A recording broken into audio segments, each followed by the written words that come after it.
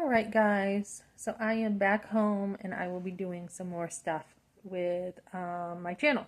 So when people are coming at you on your channel, you know that you're doing something right. That's the way I see it. So I had this woman last night. I talked about how my channel supports life, right? And so that's a big part of my channel and mentoring and motivating women. And I just decided to jump on a little more with this. And as I shared, like anybody would, I mean, geez, you have musicians, you have artists, you have creatives. Why wouldn't you share without people calling it a scam, right? So I shared, just what I'm doing on this channel, looking for support. No, nothing new out of the sun, right? So, as I was sharing, this woman's like, "Oh, we'd give to a better cause instead of abortion," and I'm like, "Hey, this is like the number one issue besides Trump here, and I will be doing a video about Biden stepping down. Yahoo, we need to party, right?" So she's like, I eat fetuses for breakfast. And I'm like, that is disgusting. I wouldn't even say such a thing. That is sick. So I go, yeah, well, maybe somebody will abort you, basically. How did I say this? How would you like it if someone aborted you? And they're like, uh, oh, I'm already alive or whatever. And I'm like, this is what happens to the elderly. A lot of people don't want the elderly around anymore. So, like COVID-19 with Kumo, right? Get rid of the elderly. So, so she's like, I'm not elderly. And I'm like, oh, you're sorry, your picture looked like you were. So I was being sarcastic because she was being so rude and she didn't like it. She's like, oh, that you ignorant witch, that's my mother. So a lot of people in Epsom like to dish it out, but when you give it back they do not like it. So as I don't hate people in Epsom. I'm from there. I have family from there. A lot of good people there, friends from there, good people there, right? A church there. A lot of good people, but there's a lot of people still in darkness over there. They haven't heard the gospel. I don't know why not more is being done in these small communities to get people really get the gospel out there, right? So, not everyone's a blue collar worker, okay? There are people who like to do all kinds of work, and they seem to be, when I grew up in, Suncook, they were very blue collar. Same with Epsom, very blue collar workers. And there's nothing wrong with people being a different type of worker, right? And they can't seem to get their mind around that people can do all kinds of things for work. And all I heard for comments was like, get a job and, or if I wanted to pursue my channel, which I am, get a real job. Just because somebody's been blessed with material possessions as I was, coming from Epsom with a big family, right? Doesn't mean that they got it together. Like, they act like it. Very self-righteous, very hypocritical. I'm like, you mean to tell me you've never asked for help? Wow, very hypocritical. So, very dark place. I hope Epsom does get saved. I hope God's judgment is not on a lot of people over there.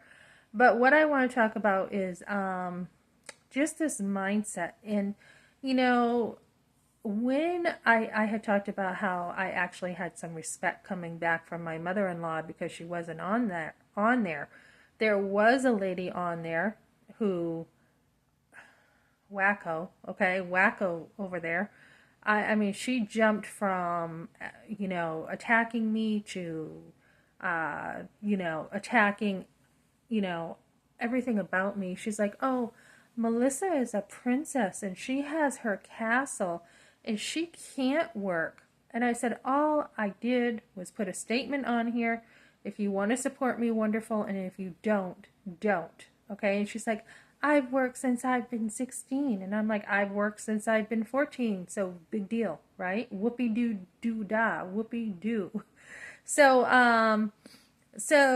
these people are so prideful, and she's just like, my son-in-law just died, and And she's like, that's a real crisis and not a divorce. Not true. I saw someone on social media just saying that they are struggling to live every single day because their whole life has been ruined by divorce. So she's like, she's just like, why don't you, what was I saying? She's just like, it's not a real pain, basically. And I'm like, yes, it is. I don't know if people don't understand, unless you've been through divorce, what it is like. And I have been guilty of being like, with people, like hearing about divorce in church by one couple. I'm like, why didn't you just work at it harder? What's so hard about this? And so it's not so simple when someone just walks out and leaves you and you have tried everything, right? So this lady was coming at me left and right, and she's like, "Oh, Melissa's beautiful." And I said, "Hey, I thought we were talking about the elderly being, that was what I was saying, was the elderly people are getting pushed aside in society more than ever. When I was growing up, you respected your elders for the most part. You didn't just throw them away. We're doing it to babies, we're throwing them away, and we're throwing elderly people away, which is disgusting. So I got back to the subject. We're talking about elderly here, and she's like, Melissa's beautiful. So she's not, she's different, basically. So you get a lot of persecution in the small towns for being different, too, and thinking differently. So I went to church today, and this man prayed for me, and he's like, God, thank you for this beautiful woman, Melissa. And he didn't even know that someone had said that. So God fights for you, and to have people build you up is very important in life. So there's nothing wrong with beauty, right? Especially men have been very attracted to beauty. And in fact, Esther and many women have used their beauty for God. There's nothing wrong with it. So this woman went on, and she's like, oh, I looked on her Facebook to see who in the world I was dealing with. And she's like, oh, I'm like, you're a Christian, right? Because I found that out about her. Yes, I am. And I'm like, are you seriously? Are you one of these Christians people don't like because you are attacking me? And she's like, you're my sister in Christ, and it's all good, basically. And I'm like, whoa, she's like, I love Trump. And I'm like, so what? Just after just totally attacking me, now you're going to say you're my sister in Christ? I'm like, do you usually attack your sisters in Christ? She's like, sometimes. And I'm just like, why don't you go find another hobby? So for the very fact, I said all I did was put on here, support my channel. You don't have to support it, you personally. So you're going on a rant because I said, if anyone wants to, support me, here I am. So I have a personality, and I thought it was kind of funny to do something like that, and people get offended over nothing over there. So what I did want to talk about too, though, was the daughter-in-law, mother-in-law relationship, okay? And I think the reason why some of my respect came back to my mother-in-law is because she wasn't over there disrespecting me. So when we look at things with that relationship, it is a delicate relationship, okay? When you come into the family, there needs to be a lot of wisdom in how to deal with the daughter-in-law and the mother-in-law. So this is very common. A lot of mother-in-laws want to keep their sons very close to them.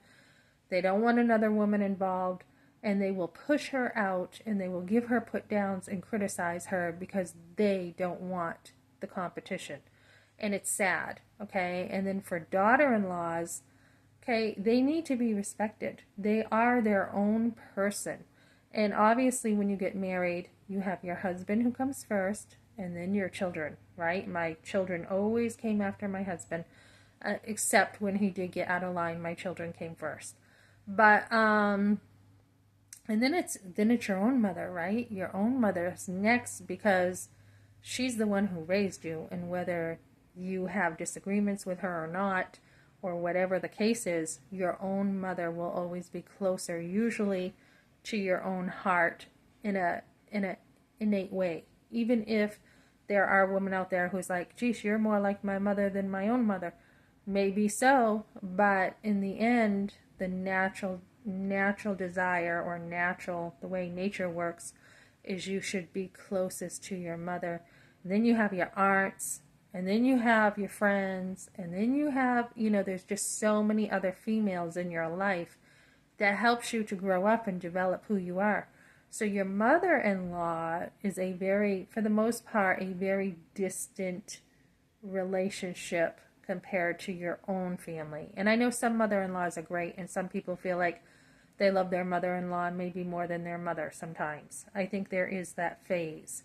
But a mother-in-law, that relationship has to be respected, and she has to work at having a relationship with you and get to know you for who you are. Because if she's just treating you like, oh, you're an add-on to my son, that's not really going to last, right? It's not really real or genuine. It's just, oh yeah, and then there's you. There's my son, and there's my grandkids, my grandsons, and then there's you, right? So that doesn't usually work that way. So when I became a mother-in-law, I let my son know what I thought, and my son and I always have been very close, and I let him know, and then I said, okay, if that is your choice to marry her, I will keep my mouth shut. And this is not a normal thing, okay? There was a lot of red flags there, a ton. And so when he did want me at the wedding, and we all, we went to the wedding, his brothers and me, and then I stepped aside and I stayed away because all I did was try to support him. I did a few times when we got together try to get to know her personally, but again, there was just you're talking about a lot, alcohol, the drugs. I mean, there was just so much there, and I just say that discreetly because you give people a second chance, right? But it was not the past, it was what was going on then. So, and then as a step grandmother to them, I was just, again, not my place. He's, not my place to step in. So I was really cautious about what I thought and very discerning about what was going to happen in the future, which was she did walk out on him, and there was a lot there. So, when you become a mother-in-law, make sure you take the time to develop a relationship with your daughter-in-law just like she's another person, not based on your son at all. And especially when you, like my husband had issues with his mother. That is enough right there, dealing with your own kid when they get older. It's very tricky. So, I mean, I'm close to my sons. I wouldn't see a lot of issues to get through with them. But when you have issues with your own son, and it looks like he went there and he straightened him out, wonderful. But that is going to be even more difficult. So it takes a lot of skill to deal with this. And also, looking at this small town group last night, it was just like, holy smokes, it was just really, I'm like, what a tough audience. But it was really, this is the way it is, and it's the only way. You have to work like this, and it's the only way to think. And, I can see probably my mother-in-law's side, looking at her perspective and maybe how she grew up in a small town. And it's not the most gracious place to live. And, I would think with that kind of standard and nitpickiness, you would have to have a spotless home. You would have to have everything in order just right, or else. So, I mean, I grew up there as a teenager, and, like I said, I was in the city and I was in the country. Very thankful for that. My husband was more connected to Epsom than I was. But, very thankful that, that town was not my God, so to say. And just like the book of Samuel today, we were talking about how, the people wanted a king, and they wanted a person more than they wanted God, and we don't want that. Even with Trump, we don't want a person more than we want God. So I am just thankful that I did not get into that small town thinking. I know a lot of older people there, this is the way it is, this is the way we've always done it. And basically, I can see my mother in law's point of view, maybe with, you have not an image, but you have to have a certain maybe image in the community, because if you don't, you're basically going to get it from people. They're basically going to throw stones at you. And like I said, when I was growing up in Epsom, I mean, I was kind of quiet, so people didn't really get to know me unless I let them. And what I did was I had moved out of Epsom at a young, as a young adult, so I didn't have to deal with all that. And so that's what I gotta say. Just try to see your mother-in-law's perspective maybe a little bit on things. And it's very important that a mother-in-law not be putting her daughter-in-law down all the time and saying things that are not even true, because you're going to alienate her. And I do remember when I was going over there, what I did appreciate was the encouragement, with my kids. It was, with my son Zach, when he was little, she's like, Melissa, look at how fast he runs.